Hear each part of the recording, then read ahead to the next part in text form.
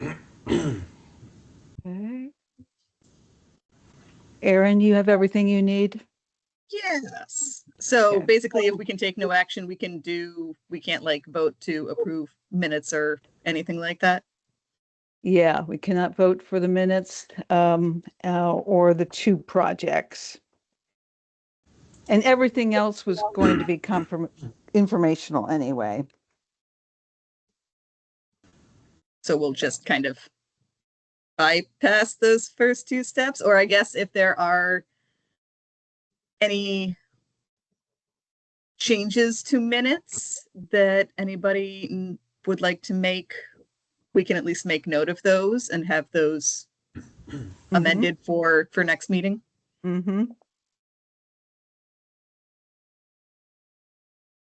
Okay, so oh, and here's Zapata.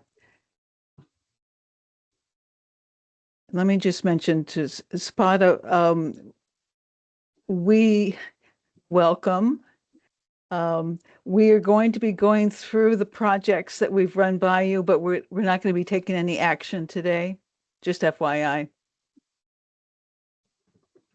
And I don't know if we want to talk about, like, is there a way to mitigate this, or like, are we allowed to do online votes or anything if it's pre-approved, or we can't pre-approve it, so we can't really do anything? So we just set another either have a quick meeting and vote on things, or just do it first thing at our next meeting. Yeah, so why don't we talk about that when we do the projects, right? We are being recorded, and the recording has started. So Erin, anytime. All right. So I guess we'll call everything to order, assuming that I can do that. So we'll move past the approval of the agenda. If there are any changes to the minutes from September 11th, from that meeting that anyone would like to make, just note that now, and we can get that amended for next meeting.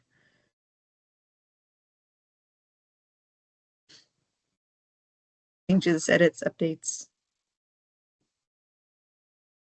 All right, I guess hearing none, we'll rapidly move through onto the project review. Do we want to start with the Tri-Town Road project development?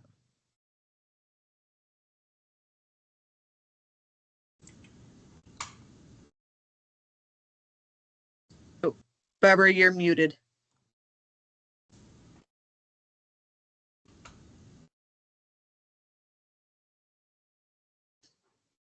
Sorry about that. It was, can you see the slides? Yes. Hitler, you want to start with Tri-Town? Sure. Yeah. So we got this one through some landowner outreach, and they're actually a whole group of neighbors that came together and reached out. It's several roads. It's a road that makes a loop, and then another road that exits off of that road. And the entire slope sort of drains toward Lake Champlain. So it captures multiple rows of housing, 3 to 4 rows of housing, multiple sort of these 2 tiers of roads. And all this water drains between the houses and creates erosion along the shoreline, and some sloughing and some different issues at the shoreline, on top of a lot of erosion in the road itself. So the idea was that we would do kind of a scoping study, and try to identify, hire this out, try to identify areas where there would be good places to infiltrate water or direct it differently, try to mitigate the erosion on the shoreline, and just kind of a little bit like a mini stormwater master plan, where we'd come up with like multiple conceptual designs out of this. So it's a project development, a little bit like our early stage, but just sort of a normal batch of project development. Project development funds to hire one consultant to go out and assess the area and come back to us with a number of projects and conceptual designs. And it's we ended up sort of pricing it we reached out to a couple different contractors who do these kind of assessments, and we sort of picked a number that seemed appropriate. So I think in this case, well, anyhow, so 30,000.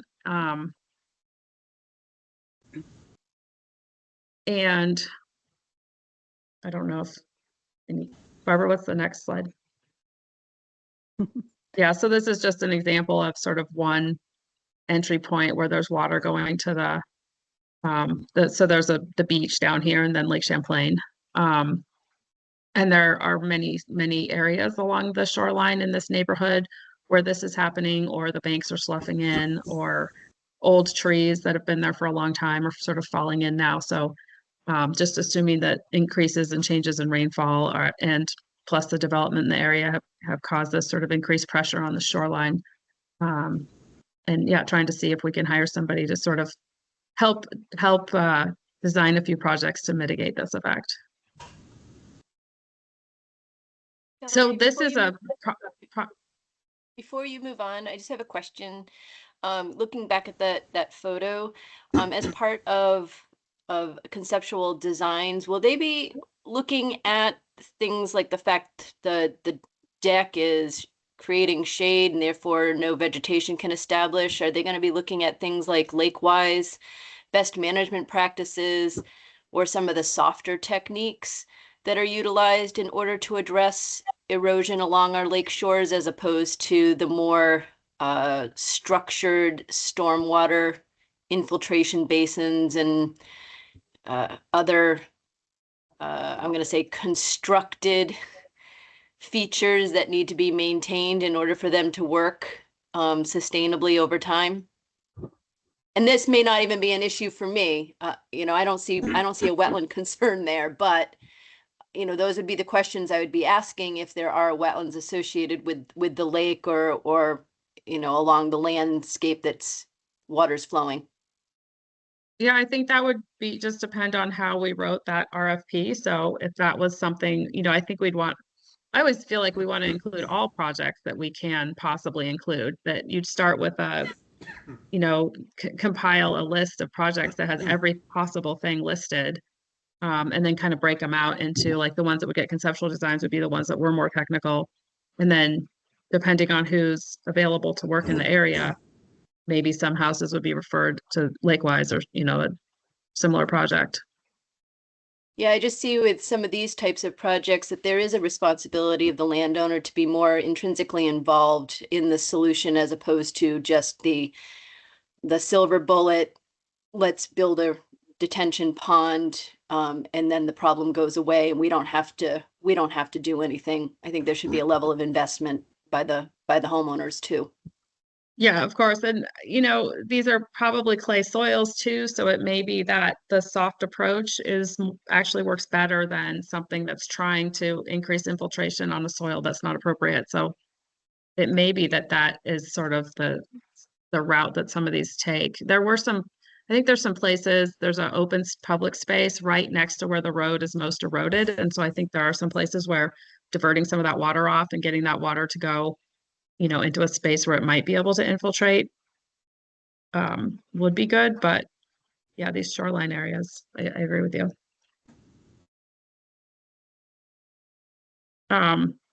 So since this was just project development, we don't really have, it's really challenging to score these. So it's sort of, it's scored highly because we don't have much information yet. It's not like scoring a project. You'll see in the next project, there's much more, we were able to get a lot more sort of a finer score, a score that's a little more refined. But we have 5 conceptual designs called out in the project, plus the project list of all the projects that get identified. So hopefully that is, sort of cost average, average cost for this type of project. I think that's it. I don't know what's on the next. Oh, okay, that's Barbara did the sort of a draft for you guys to approve or to look at or review of the co-benefits. Co-benefits, yeah. Okay. The second project we have is, Can I ask a question about this one? sure. I noticed in Allison's write-up that she scored the ease of implementation as high. I found that really surprising. Do we really understand the ownership here? Like, would we be, particularly with a private road, who owns the road? Is there a homeowners association? If we're going to be putting projects on private land, do we really know who we have to reach out to do that? I think that's the type of work that's going to happen in this stage, Mike. There were quite a few homeowners at the meeting. And there does appear to be a lot of communication amongst this group. So yeah, we would need to do all that legwork through this phase and get all those questions answered. Yeah, I just know that once you get to the access agreements, that can be really complicated with so many homeowners. Right. And I think a lot of them would be two properties because a lot of projects, I assume, are going to be kind of in between the houses. So you'd have multiple property owners. It's a little bit similar to the Crystal Haven project that is in conceptual design right now. So that might be a good, we'll kind of keep an eye on that and how that goes with their 5 or so landowners down there that we're going to have to get documents signed. So we'll kind of see how that one goes. But yeah, this one will be similar in terms of needing a lot of private landowner cooperation, but it's scoping, and that'll be part of scoping. We'll be figuring out who's cooperative and who isn't. So that'll be good to get these that question answered. Okay, thanks. I think I'd kind of put out the same kind of concern for the 10 out of 10 for operations and maintenance cost. That, I mean, it won't fall on us, but so long as whatever gets proposed, it is made very clear that whatever homeowners association or whatever does need to maintain it, and that cost will fall on them. Even just road ditching and crowning and, even the basic stuff that according to the PDF is not currently present. They're gonna have to keep up with that. Yeah, that's actually that information actually should not be. I don't know if that should be on that slide. That's the Merck. Those are the Merck comments. Because this one is just the cost average, and then I think local importance should be the score for this one. Oh. But again, they're really hard to score. So if it's 55 out of 60, it's probably what that should say.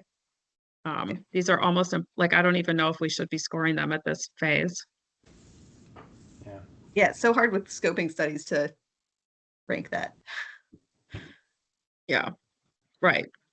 But maybe we should, we sort of broke it down like, oh, we'll just use those two, the cost. Although again, we don't know what the phosphorus reduction is going to be for anything. So it's kind of hard to even use the cost. And saying, look, it's kind of average cost for this type of project. But yeah, so that should probably be 55 out of 60 for this one. Hmm.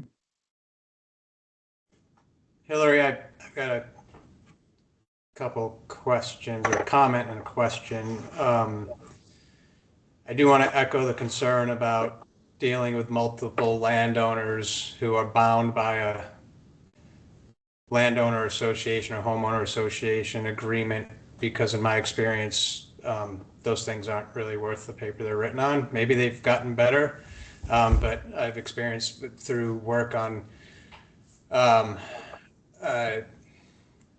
local planning commissions that it can be very difficult to get homeowners within an association to agree to their responsibilities for road, ditch maintenance, et cetera. So I want to echo that concern. Question, Aaron just mentioned there is some mention in the document about the condition of the road and the lack of ditching. It didn't appear to me that road maintenance is a part of this, or road upgrades. And can you confirm that road upgrades and maintenance are not a component of this project? So they could be. Oftentimes, like, for example, they did have some road maintenance done last month, and they reached out to get some sort of advice on how to proceed with that. And I sent them some sort of like design typicals and some examples of stuff that came out of some driveway workshops and things that I had worked on. So in a way, some of the education may be outside of the jurisdiction or the, the actual letter of the grant or the project, but they'll still have us there helping them. So we're available to provide, maybe I was wearing my Pulteney Meadowy hat at that point, but so we do, it just depends. Like I have worked on like stormwater master plans where we do include sometimes road projects if they're, if they don't fall under MRGP or they're sort of significant enough, we feel like they should come to somebody's attention and we want that simple design or something to help that conversation. But I don't know that this would be road itself so much as like using the drainage off the road. So whether that means we had to improve a ditch to get water someplace, that might come into it. But I feel like they're already taking responsibility for maintaining their roads and crowning them, and hopefully, that should remain their responsibility. Okay, so that's what I was getting at. And I don't know what the eligibility is around road improvements and maintenance. What I'm hearing you say is that there is not a proposal to pay to maintain their road for them. No, we're just trying to come up with a list of projects for them. So it's just a scoping study. So nothing's going to be built. We're just going to come up with a list of projects and then work to prioritize those and then get some very simple conceptual designs to go hopefully to the next step where we get some designs for that work in a future year. But so, and that list of projects, potential projects, would not include road maintenance, or I have a little bit of a philosophical, I'm questioning whether like it is road maintenance eligible? I don't think so. Okay. I think it is. You do for only if it gets water to a project or something like that, right? Well, I was struggling with some of the same things. I think Shane is trying to articulate that I don't really want to spend public dollars on a private road to improve it. But I do believe, at least the way the QUIP policy is written now, that private road projects are eligible. It's not entirely clear what a project is in that sense, but maybe Angie. But no project would get specific funding through this grant. So if somebody wanted to do a private road project, that would have to come back to the BWQC to get voted on for design or implementation or something. So we don't have to vote for those. Yeah, I get that. You could steer the contractor away from that. Yeah, I wonder, I mean, I know we can't take any action today, and this is probably warrants longer discussion, but and maybe there are different opinions amongst the committee, and maybe I'm in the minority. I think I tend to agree with Mike, and, would we condition this project? I mean, a question we could ask is, would we condition with this project to eliminate road maintenance from eligibility as one of the scoped items, and could we even do that if that was conflicting with the eligibility policy in the clean water policy? So the risk to the clean water service provider is if we're kind of going off agenda right now, so I'll stop quickly. If a private road project is funded through the policy, operations and maintenance is potentially part of that cost. If it's not included and the project fails, the QUISP loses the phosphorus credits.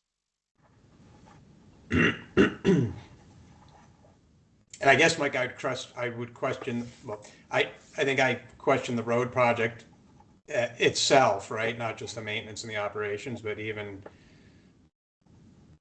going in and paying to improve someone's road for them with state funding. Something that is a private road with state funding. We're probably going to have to wrestle with this a bit more as we consider forest roads too, right? Like this is a scenario where it's a lot of homeowners and it feels probably less ideal because it's their normal road. But as we get into forest roads, this is probably something we're going to have to wrestle with, what we're okay with and what we're not, and what we can really do in the realm of what's allowable funding. And we Well, could, and with forest roads, just as a consideration for future conversation, is that a lot of these old forest roads, where they were supposed to only be forest roads and then closed out appropriately, are now being utilized to become multi-use trails in and around towns. And so that also falls into some different regulatory oversights in whether or not, QUISP funds should be used to, quote, close out or address the water quality issues of a logging road, when in reality it's also about supporting the development of a multi-use trail. So not for today, but it's another one of those conversations that I think will end up coming to the table as we see more and more of these projects come forward. yeah, and maybe not for today. This, perhaps we just see what this consultant comes back with for what the issues are, what the problems are, and what the projects actually are. And then take a closer look at whether it's a road, MRGP, a private road and such.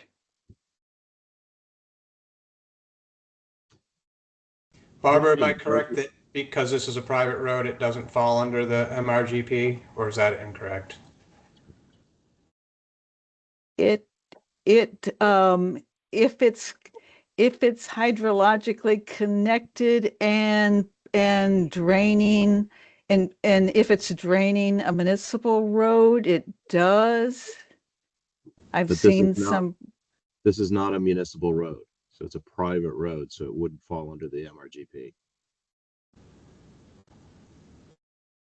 There it slopes down to the lake, and there are a number of streets in this area, and I'm not quite sure what's municipal and what's private. Another thing for the consultant to sort out for us.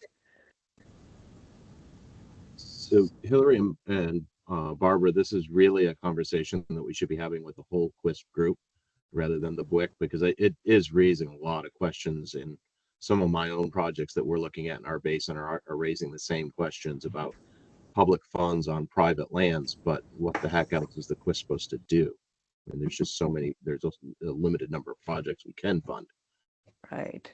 Yeah, and I think about this too with a lot of the projects like the Woody Addition or the private forest roads, where like maintaining these projects into perpetuity is going to be a challenge. And so like watching that as it plays out, I'm kind of excited to try those types of projects and then sort of watch how it plays out over time as we try to work through all this. And I know we've been working on ag lands for a long time, but it does feel like we're improving people's roads and driveways and forest roads. And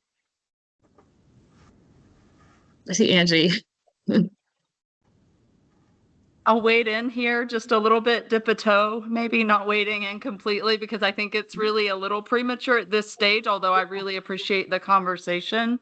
The development projects are, can you hear me okay? Yeah. Okay, good. Thank you. The development projects are just that. It's, intended to gather information and do the scoping work so that we learn more about, the various projects that could be possible at a given location. It seems like this is a good spot for these types of funds to be deployed. I would say that I agree with many of the comments around the private roads projects, and but I would caution like making any conditions at this stage of the project phasing, because what can happen, although again it can be messy and make things more complicated, is if there is a private road project identified that can't be funded under the forested roads project ID type, or another category of projects like dealing with the source of stormwater runoff to a gully, for example.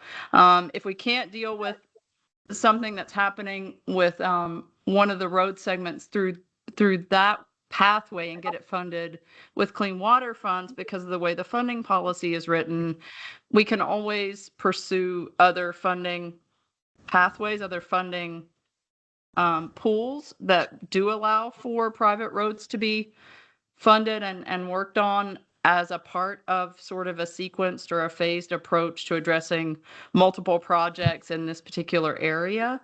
It might not be as, you know, all in one and quite as appealing as far as a phosphorus reduction number that you would get if you included everything all in one project, but it can still be done. And good projects can still come out of that are a more complete solution to what's happening at a given site than if you were to put conditions on them at this stage. So I would just sort of caution at this point. I think it's a little premature to say conditional approval, but that's just my opinion. So take it or leave it. And then the other thing would be there's going to be a new clean water funding policy coming out, and this, as Mike mentioned, is an active topic of discussion right now. And it can be confusing. And before we have more information to go on, I think that that's another reason I would advocate to just go ahead and proceed with this and gather as much information as we can before the QUISP and BWIC would make any decisions about putting conditions or moving forward with a design, for example.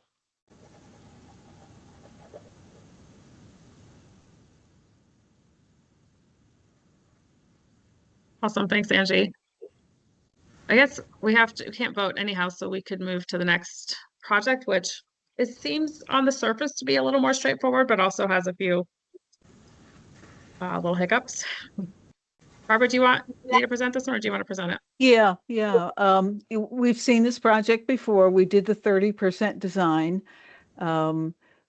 last year. So we're now going for 100% final design for this project. It's at the it's a 150-acre parcel that is right next to the Meadowee Community School in Powlett.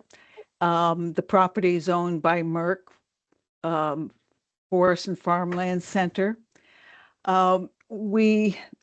The 30% design that we received was pretty bare bones. And we definitely need to build on that and double check the phosphorus reduction calculations and get some good implementation costs.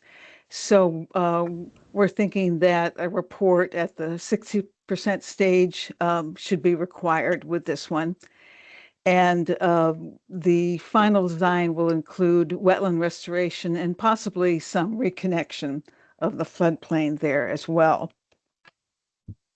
Again, we're thinking 34,500 would do it for this project. Professional services at 30,000. And this is essentially the 30% design that we got. You can't see it very well, but there's some new trails there. There's a new boardwalk. There's a viewing platform. There are depressions that would be needed, some earthwork there. And so it'll be a combination of active and passive restoration. And Zapata, I know you've been out there on site. You've delineated the wetland and made some suggestions about it. And so, yeah, we'd like to go from here. And then, you know, the staff is supporting the project, and Angie has looked at it. And as Hillary pointed out, I think we've inverted the project scores. But this would be relatively high because it was already at 30% design. And there are some co-benefit scores here as well. I'll go back to this slide. So quick question, the PDF said that one of the applicable milestones from the 2023 was 60% designs. So is it only at 30? We've only completed 30%. And Erin, just to give a little more context to this, it originated with Otter Creek Engineering and Mary Beth. And then she left, which then bumped it to Andy Sample to continue with the design, and then he left. And at which point it basically kind of got dropped because it's primarily a wetland restoration project and less so of an engineering project. And they are coming in for a permit for the boardwalks that are going to connect their school to these additional trails. And so I worked pretty closely with Chris from the school and from Merrick or Merck to relocate trails out of the wetland and buffer. The blue areas are going to be allowed to naturally revegetate from a field ag condition. And then they will, where the green is, that's some of the active earth moving for restoration, and where the red lines are, those are actually where berms have been created. And back in the day, they had created a pond. So it's removing some of that earth, and that's where the floodplain reconnection can come in. And what you don't see to the west off screen is the stream that continues off site. So that's kind of unfortunately why it ended up only being a 30% design, was because the consultant ended up no longer really having a viable wetland scientist on staff. Thank you for that explanation. Totally know how that goes.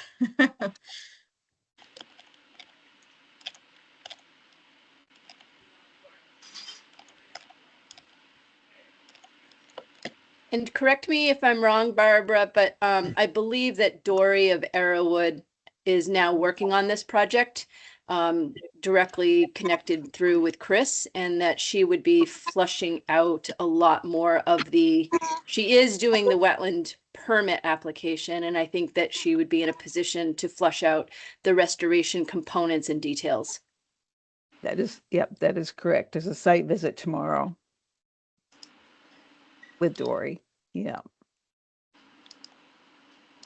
I might just make the comment that I don't know if anyone has gotten a hold of Donald Campbell. He's the project person for VLT and I think he's the primary steward of this piece, and VLT certainly would be very supportive of this work, and I think a lot of it was kind of on people's minds as this parcel got conserved. But I think that we just need to make sure that the work happens within a framework of being in compliance with the conservation easement.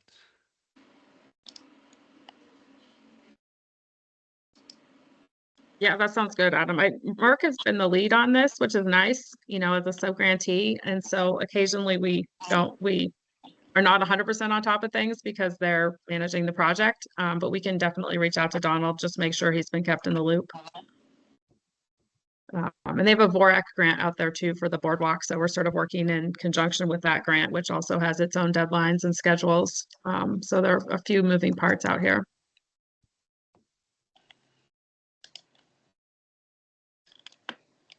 Question, Hillary or Barbara. Is Merck the applicant? No. They are. Oh, sorry, Barbara, maybe you should answer this question. You're saying no. They don't want to be the sub-grantee for the next phase. So it looks like the South Lake Quisp will need to be the applicant. Okay.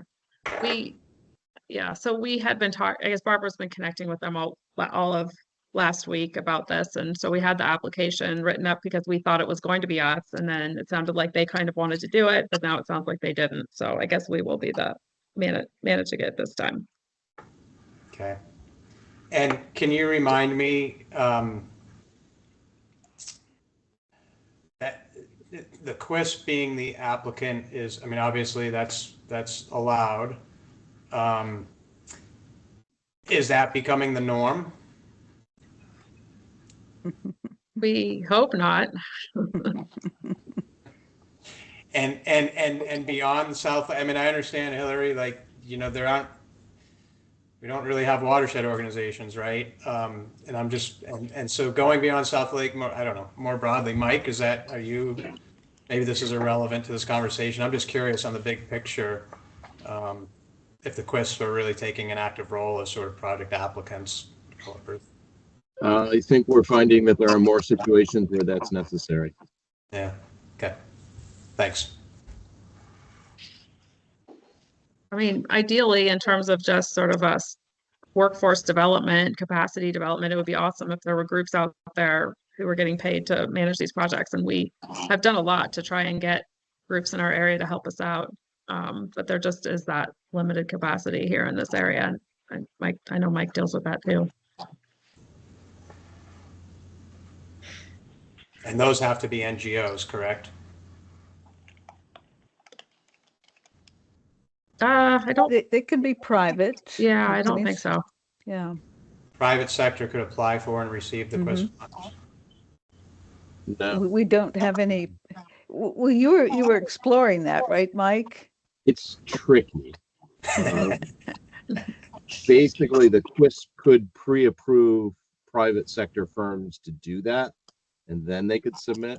But if they're not pre-approved, there has to be a competitive process for who manages it. And that's kind of where the QUISP just ends up managing it and giving that money to the entities anyways, somehow. Okay.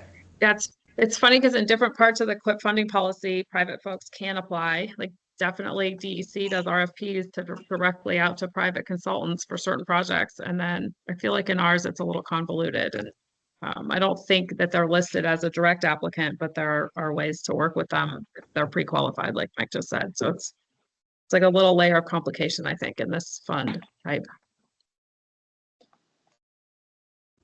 And I think DEC was trying to have it so that nonprofits and conservation districts and other groups could be the subgrantee and work on these. It's just that they don't exist Yeah. in as much density everywhere.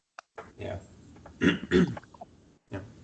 So Aaron, I guess the question for the group is, do we wait till March to vote on these projects since we violated the open meeting law by not getting the notice out soon enough for this meeting?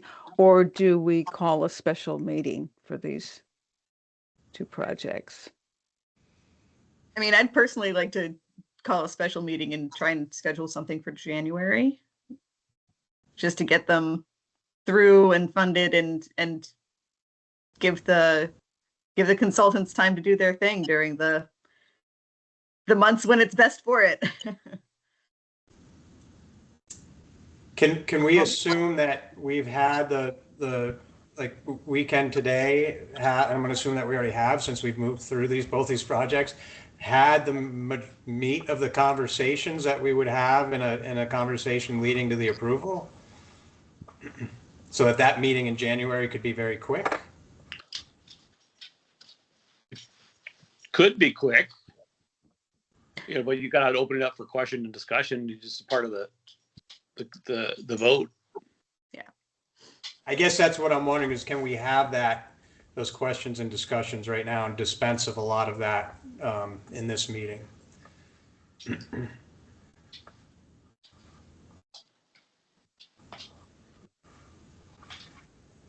Because I feel like I had some questions about both of these, these projects, and they've largely been answered. So I feel like I could go into a follow-up meeting and quickly vote on these two projects.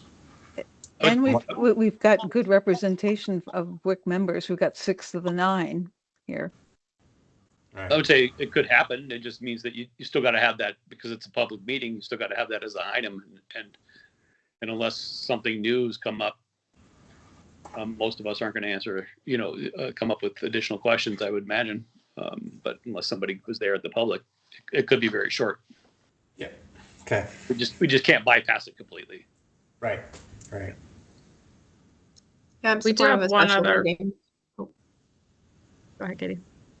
No, I was just gonna say I'm supportive of a special meeting to move these forward, and yeah, I think Aaron's right. I mean, while consultants have time in the winter, we should do our best to let them do their work.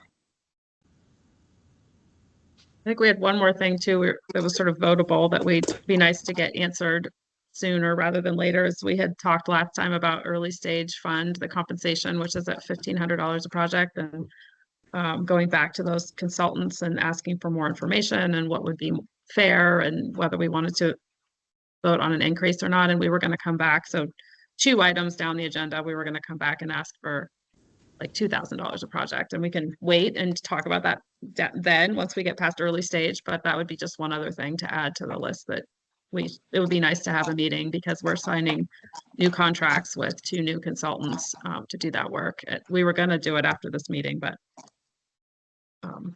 and we might still do that, but.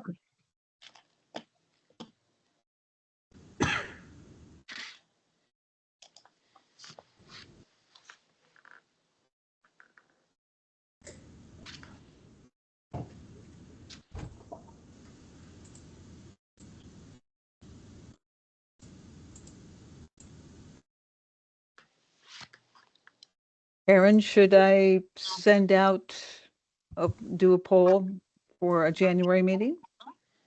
It seems to be the Sure. consensus.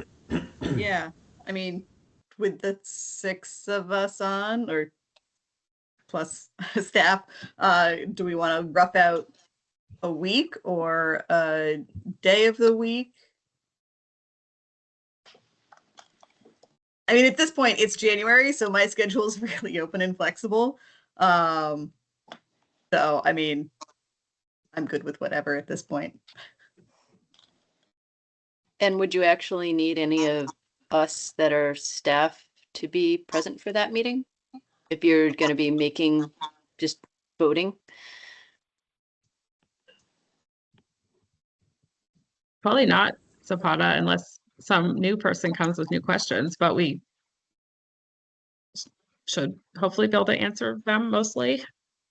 I found both of you to be exceptionally helpful today, so I maybe shouldn't say that, but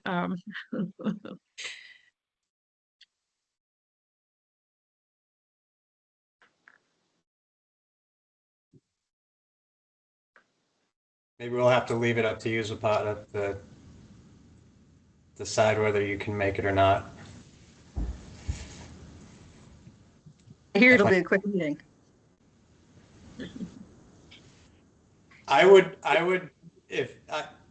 Personally, I would recommend the week of January 6th, just because it's soon, and if we can do it before my memory loses track of the conversation that we've had today. There. Yeah, back that up. How much of a notice do you need to give Erin, Barbara? Is it a week? Oh, Barbara, you're muted again. Hey, bud. How you guys? 48 hours. Not much. I'm just wondering what next week for people would be before the holidays, or even the 30th, if you only have to give a 48-hour notice instead of pushing it all the way into January. Dare I say the end of this week, just like at the end of the day or something, we could all sign in, vote, and be done. Works for me.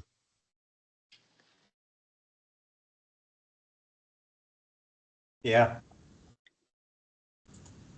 like Friday afternoon, or is that a lot to ask? That's what I was Friday. thinking, but I'm available. I don't want to speak for other people. Yeah. But Yeah. Like Friday available. at 3 or something? 3:30 works better. Three's starting to get late. 3:30? For me, Yeah. Friday earlier is better. Yeah. Yeah. I'd like Like to spend 8 that day a.m. cleaning before my parents arrive, so you can make it 8 a.m. whenever, works and for I will me. gladly take that break. Yeah, earlier the better for me. I typically don't work on Fridays, so I'd be making an effort to ensure that I've got cell coverage in order to join, or internet. Thursday This afternoon Thursday? would be another yeah, option. Thursday, Thursday, anytime would work for me. Dan, are you still 3:30 Thursday? 3:30, fine, Thursday. No. Yeah, that works for Yeah, me too. we got it. Awesome. No. Barbara. No, wait, Barbara, I can't see you. No, You're under I like a can't, recording I can't do thing. that. I can't do that. Can we go back to Friday? Pick a time. That's Friday midday. The earliest can, I but- could do Friday. the earliest I could do Friday is 12:30, I think. And I probably should actually just conservatively say 1 o'clock. 1 o'clock. 1 o'clock Friday. 1 o'clock Friday. Going once.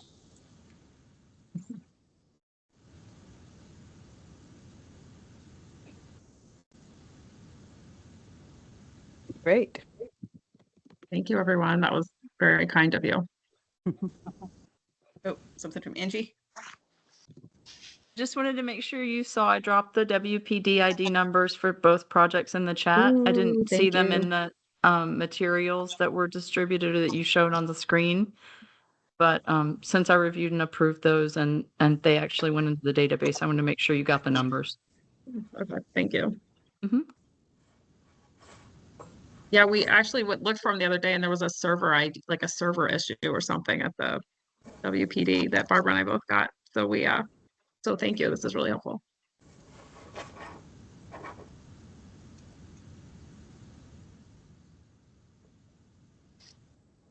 All right, well, we don't technically need to adjourn anything, so. That's right. Can we go through those so we can vote on the, we have like a couple more things though. on our Okay, yeah. agenda. So early stage, I'll just be super quick then. We have 6 more projects that we put out an RFP. We have 2 contractors, so there's kind of split equally between Stone and Watershed Consulting. They each wanted to do certain ones separately, and then they both wanted to do it the same, and nobody wanted to do one of them. So we sort of worked with them to make sure every project had somebody working on it. So those will be those quick sort of $1,500. Hopefully, we're kind of hoping you guys will have to update that to $2,000 since we've been getting complaints, and we don't want to wear out our like favors with people who are doing this. I don't know if it's just to be nice. There's probably some business aspects to it for them also, but anyhow, so 6 new ones are out for consultants to work on. So we have a total of 11 now of these projects, which we had assumed 20. So we have 11 of the 20, and they're kind of like every so many weeks or months we get a new one that rolls in. So it's been like a big bright spot, I feel like, for us in this work, is being able to just keep these moving forward. And a couple of them, we are in final design now and moving forward through past grant rounds and stuff. So it's been nice to watch. But anyhow, if you want any more, I can show you field sheets or whatever. I can send field sheets around for all these projects. At any point, we could do that for our next regularly scheduled meeting, if that's helpful for you to really look at some of these projects and what they are in their early stages. But happy to do whatever today also, if anyone's interested, or we can keep moving to the maybe talking about those contractor rates. Yeah. With the projects that come in, do you see variations in the cost, or are they all pretty much standard? Well, in terms of what the contractors are spending on them. In terms of what you're being, yes, exactly. Yeah, it feels like it wasn't too much over the 1,500, so everybody sort of complained and felt pinched. But it wasn't a ton over. We had somebody who was $500 over. We had people who were like just not claiming things, not claiming miles, not claiming any kind of like GPS rental or whatever they normally would have claimed. And other people saying like, if we could have gotten all 5 of them, then maybe we could have used that bundled amount of money and made it work. But we tend to split them out between people just because we like getting information from a variety of people because they're similar projects, and it helps us, I think, be more inclusive in terms of solutions for these projects. Yeah. 2 things for the quiz to think of in terms of how you manage this is, 1, if there are these small discrepancies, you can cover that from admin funds without getting approval from the BWQ. 2, you can set up a policy where you can add a percentage to the project without final approval, and as long as we approve that policy, you'll be all set. And 3, in a subsequent round, you might think of asking for a dollar amount without necessarily having the cap, and then you can use it for various projects. If there are various costs, you can adjust it to the project. But those would all be things that would have to come to the BWQ from the quest for discussion.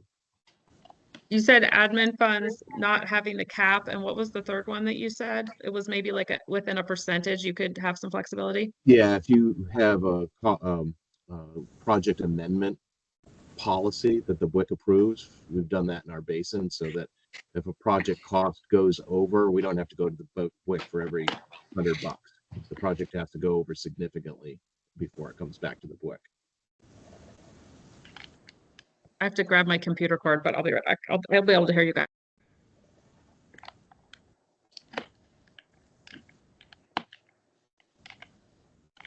Age, you have something? Pretty quick, and I think this is self-explanatory, but this is all of the projects moving forward and not amending the 9 or so that you've already had contracted. Is that correct, Barbara? Yes, the ones going forward. Yeah, that's what I assumed. I just wanted to verify. Well, we were including these current 6 too, because we just awarded them last week. And so we told everybody we were meeting with you guys But we today. haven't And done so the we haven't done the contracts for them. Right. We haven't discussed price with them yet. And Hillary, at what point do you tend to send those projects, to me for initial review or potential concerns? Is it now that you're signing a contract, or do you wait until a certain amount of information comes after the initial $1,500, $2,000 work, and then you send me what the consultants have provided? Like, can you just give me a sense as to that process? Yeah, so last time we sent everything out once we had it contracted. So we wanted to make sure people could be there. So this is very early stage, like it's been identified as a problem. We don't even know if it qualifies for funding sort of yet. So last time we sent everything out after it was contracted, and then but before the contractor went in the field, so that there could be time for people to interface before they went in the field. And last time Angie asked if we would send her copies of those field sheets before we put out an RFP, so she could put eyes on them just to make sure there weren't any big red flags or anything. And so we did that this time. So Angie's seen those. But yeah. So we can send those out to you guys now, and we know who's going to be working on them. So then you could get directly in touch with that person. They're more straightforward than last time. Like last time we had all those gullies, and I think we surprised everybody a little bit. This time it's a couple of I think they're going to be kind of low tech stream restorations, and one's a shoreline project on Champlain. Okay. Yeah, I mean, well, just like the consultants, the more that I can be involved in the preliminary review when I'm in the office is really helpful, and it might provide some guidance as to what they should be looking for when they're on site, for considerations of risk, site constraints or regulatory purview. So at least I can get a desktop review into your hands, before the consultants head out. Yeah, perfect. We'll get those. Yes, we'll get those to you. And that allows me to set them up in the database and sort of do all the behind the scenes things. So then later, if it's during the growing season, all I need is that wetland project number, and I can quickly pull it up and know exactly where we've left things off. So that should expedite communications too in the future. Okay. You, Allison, and Shannon. Am I forgetting anybody? Josh, Jaren or Josh, depending what towns. Okay. For stream alt, depending on what it is you're planning on doing. Okay. Well, there's no planning yet. That's the thing. It's all just like, hey, we think this is a problem. Is it? Yeah, I mean, just like would it be a project? If you think that there's a perennial stream, just putting it on their radar, so that if they find themselves in the area, then they might even be able to put eyes on it and confirm whether or not they even have jurisdiction.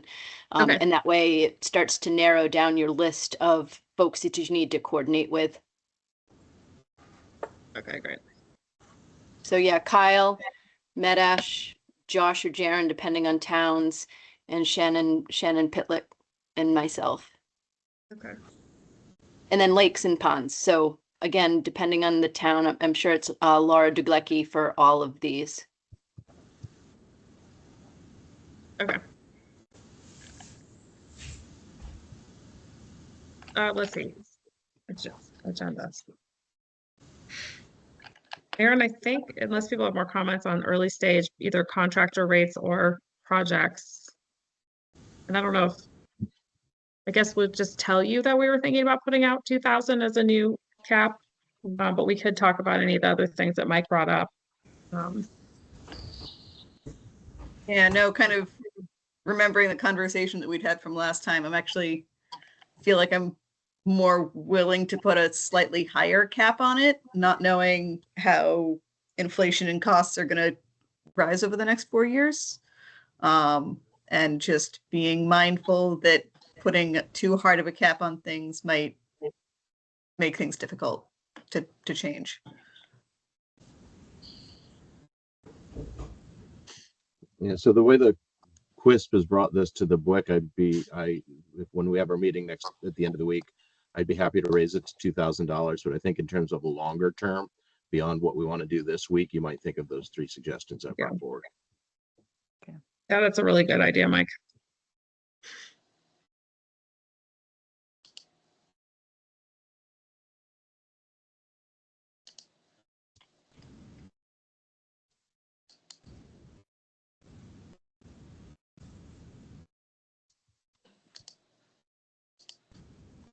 Right.